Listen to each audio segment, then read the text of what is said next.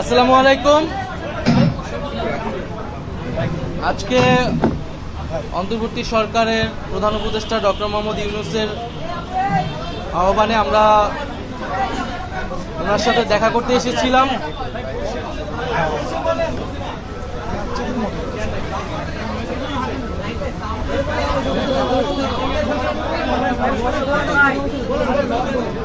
তো আমাদের জাতীয় নাগরিক পার্টির সাথে ডক্টর মোহাম্মদ ইউনূসের আজকে একটি বৈঠক হয়েছে এবং উনি বিভিন্ন রাজনৈতিক দলের সাথেই বসছেন।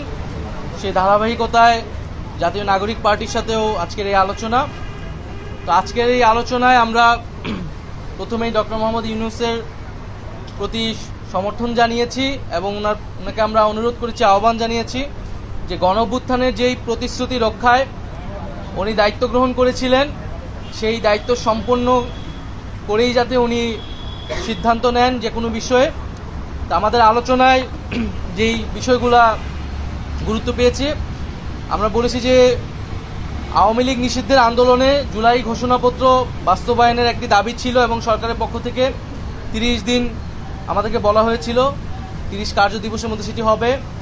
তো নির্ধারিত সময়ের মধ্যে যাতে জুলাই ঘোষণাপত্র জারি করা হয়, প্রদান করা হয়, সেই বিষয়ে আমরা আহ্বান জানিয়েছি এবং সরকারের পক্ষ থেকে ডক্টর ইউনূস স্যারের পক্ষ থেকে আমাদেরকে আশ্বস্ত করা হয়েছে। দ্বিতীয়ত আমরা যে জুলাই গণঅভ্যুত্থানে শহীদ হয়েছেন, শহীদ পরিবার এবং আহত যারা রয়েছেন তাদের যে পুনর্বাসন প্রক্রিয়াটা, সেই প্রক্রিয়া কাজটা ধীরগতিতে আগাচ্ছে। সঞ্চয়পত্র গণঅভ্যুত্থান অধিদপ্তর থেকে যে সঞ্চয়পত্র দেওয়ার কথা ছিল সেটি এখনও সকল শহীদ পরিবার পায়নি। মাসিক ভাতা দেওয়ার কথা ছিল, সেই ভাতা দেওয়াটি এখনও শুরু হয়নি। আমরা বলেছি যাতে দ্রুত সময়ের মধ্যেই প্রতিশ্রুতিকৃত সকল যে দাবি আর্থিক সহায়তা সহ পুনর্বাসনে সেই বিষয়টি যাতে নিশ্চিত করা হয়।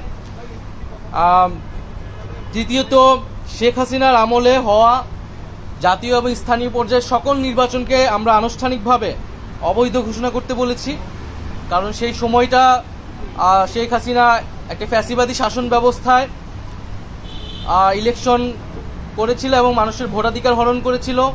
রাতের ভোট হয়েছে, ডামি নির্বাচনের ভোট, ডামি প্রার্থীর ভোট হয়েছে, ফলে সেই নির্বাচনগুলো নিয়ে প্রশ্ন রয়েছে এবং এই নির্বাচনগুলোকে সেই সময়ের বিরোধী রাজনৈতিক দলগুলোও বিভিন্ন সময় প্রত্যাখ্যান করেছে। ফলে আমরা মনে করি যে সেই নির্বাচনগুলো থেকে আবার সেই নির্বাচনগুলোকে আবার আদালতে নিয়ে যে এক ধরনের পরিস্থিতি তৈরি করা হচ্ছে। তো সেই বিশৃঙ্খলা এড়াতে সেই পূর্বের নির্বাচনগুলোকে আইনগতভাবেই অবৈধ ঘোষণা যাতে করা হয়। আমরা চতুর্থত বলেছি যে ইলেকশন কমিশন, যে ইলেকশন কমিশনের উপর আস্থা রাখতে পারছি না রাজনৈতিক দল হিসেবে, সেই ইলেকশন কমিশন পুনর্গঠন করে যাতে স্থানীয় সরকার নির্বাচনের দ্রুত আয়োজন করা হয়। এর ফলে নাগরিক সেবা যেই দুর্ভোগটি হচ্ছে, নাগরিক সেবা পাচ্ছে না জনগণ, সেটি নিশ্চিত করা সম্ভব হবে। আর সর্বশেষ আমরা বলেছি যে বিচার, জুলাই গণহত্যার বিচার এবং যে সংস্কার প্রক্রিয়া চলমান এবং সংস্কারের যে জুলাই সনদ ঘোষণা হওয়ার কথা এবং যে আমরা নির্বাচনের কথা বলছি, গণপরিষদ এবং আইনসভা নির্বাচন, এই তিনটি সমন্বিত একটি পরিকল্পনা, সুনির্দিষ্ট পরিকল্পনা বা রোডম্যাপ যাতে একত্রে সরকার ঘোষণা করে এবং আমাদের যেই গণঅভ্যুত্থানের প্রতিশ্রুতি ছিল সংস্কার বিচার, সেটির মধ্য দিয়ে আসলে বাস্তবায়ন হওয়া সম্ভব। জুলাই মাসের মধ্যেই জুলাই সনদ আসবে এরকমটা আশ্বস্ত আমাদেরকে করা হয়েছে। আমরা বলেছি যে বিচারটাও কবে শেষ হবে, কোন প্রক্রিয়া আগাবে এবং নির্বাচন যেটা জানুয়ারি থেকে ডিসেম্বর থেকে জুনের মধ্যে হওয়ার কথা, সেটারও একটা সুনির্দিষ্ট পরিকল্পনা যাতে সরকারের পক্ষ থেকে ঘোষণা করে। মোটা দাগে এই 5টি বিষয়ে আমাদের আলোচনা হয়েছে। আজকে আপনাদেরকে ডেকেছে সরকার, আসলে কেন ডেকেছে আজকে আপনাদেরকে? আমরা একই সাথে সমন্বিতভাবে 3টা বিষয়ের একত্রে একটা রোডম্যাপ চেয়েছি, যেখানে জুলাই গণহত্যার বিচার, সংস্কার বা জুলাই সনদ এবং আমরা যে গণপরিষদ এবং আইনসভা নির্বাচন চাচ্ছি সেটির সমন্বিত একটি রূপ। আমরা এর আগে যে দলগুলো এসেছিল তারা বলছে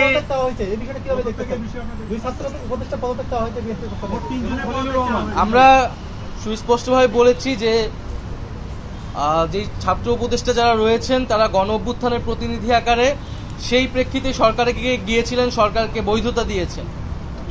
ফলে তাদের সাথে কোনো রাজনৈতিক দলের বা এনসিপির সম্পর্ক নাই, সেটা আমরা আজকে সকালের বক্তব্যে আমাদের পরিষ্কার করেছি।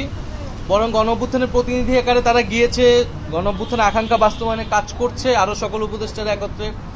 সেখানে তাদেরকে হেয় করা, তাদেরকে অপমান করা, সে বিষয়ে আমরা নিন্দা জানিয়েছি। আমাদের সাথে তাদেরকে জড়িয়ে ট্যাগ দিয়ে তাদেরকে পদত্যাগ করতে বলাটা রাজনৈতিক উদ্দেশ্যমূলক বলে আমরা বলেছি।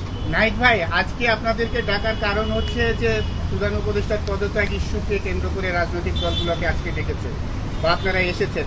তো এই বিষয়ে আপনাদের অবস্থান কি? এছাড়া জাতীয় নির্বাচনের বিষয়ে অন্য দলগুলো বেশি আগ্রহী, সেটাতে আপনাদের অবস্থান কি? আমরা বলেছি যে উনি যাতে দায়িত্বে থাকেন, দায়িত্বে থেকে রাজনৈতিকভাবে আলোচনার মাধ্যমে সকল পক্ষের সকল সমস্যার সমাধান করেন। কোনো রাজনৈতিক দল নয়, বরং জনগণ এবং যে গণ অভ্যুত্থানকারী ছাত্র জনতা তাদের আহ্বানেই তিনি দায়িত্বে এসেছেন এবং তাদের আকাঙ্ক্ষা বাস্তবায়নের জন্যই তিনি আসলে কমিটেড। কোনো রাজনৈতিক দলের প্রতি উনি কমিটেড নয়। এই বিষয়টা যাতে উনি বিবেচনা করেন যে কোনো সিদ্ধান্তের ক্ষেত্রে।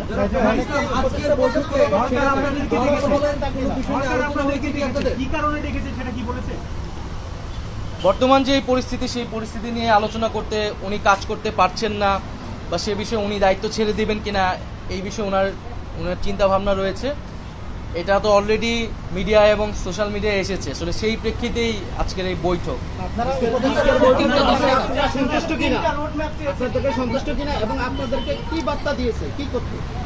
আপনারা তাদেরকে কি সরকার অস্বস্তিতে কেন আছে? সরকারের প্রতি সরকার হতাশ কেন আসলে?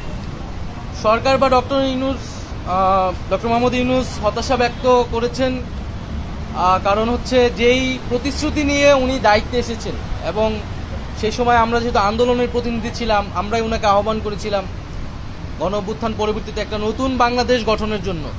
এবং শুধু ডক্টর মোহাম্মদ ইউনূস বা এই সরকার নয়, সেই সময় যারা আমরা আন্দোলন করেছিলাম, ফ্যাসিবাদ বিরোধী রাজনৈতিক দলের নেতৃবৃন্দ সকলেই কিন্তু সেই প্রতিশ্রুতি জনগণের কাছে ব্যক্ত করেছিল যে একটা নতুন বাংলাদেশ এবং সেটি সংস্কারের মধ্য দিয়ে এই নতুন বাংলাদেশ পাওয়া সম্ভব।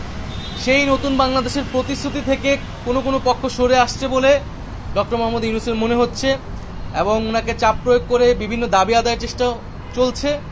এর ফলে আসলে এইভাবে ওনার পক্ষে কাজ করা সম্ভব নয় এবং সংস্কার বা পরিবর্তন আনা সম্ভব নয়।